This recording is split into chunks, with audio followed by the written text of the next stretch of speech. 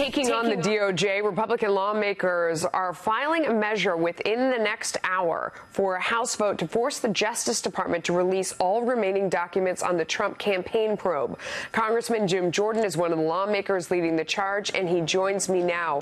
Why did you decide to take this route? You think this is the best way to get the documents? Well, we think it'd be great if the House would take a position as a body saying, look, give us the information we are entitled to have to do our constitutional duty of oversight. Remember, Melissa, they haven't complied with subpoenas, both from Chairman Goodlatte and Chairman Nunes. We've caught them trying to hide information from us, specifically when they tried to hide the fact that Peter Strzok had a relationship with one of the FISA court judges, Judge Contreras. They tried to hide that from us and redact it from the text messages between Strzok and Page.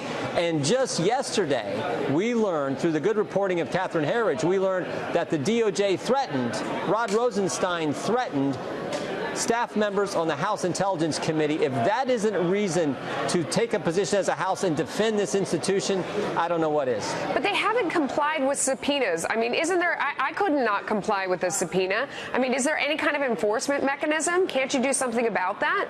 Well, at some point you could move to, and we've said this all along, every tool is still in the toolbox. There's contempt, there's impeachment. All those things are still available. But we do think it makes sense to spell out all the things they have not complied with, all the documents we are entitled to. We do think it's important to spell that out and have the House go on record and take a vote. Now, the key is, will the Speaker of the House call this up? Will he actually bring it up and has to have the House vote on it? That's what we want to have happen. We want our leadership to say, look, when they threaten members of a standing committee in the House of Representatives, when the Department of Justice does that, when the executive branch does that, we should stand up and defend those members, defend the process, and defend our constitutional obligation to get answers for the American people. There are some people that say they were in the room, that conversation never happened. Jeff Sessions is among them. Well, look, I know the staff members. I trust these guys. I think they're great staff members. They said this happened. It was reported yesterday that it happened. I've been in rooms with Rod Rosenstein when he's been upset. When you see this kind of thing going on where the executive branch is actually issuing threats, the chilling environment that creates, that is not good for us to be able to get answers to important questions about how the FBI handled the Clinton investigation, how they're handling the Trump-Russia investigation. And that's why we're going to file the resolution. A lot of people are saying if you issue a subpoena and they don't comply, why don't you force them to comply?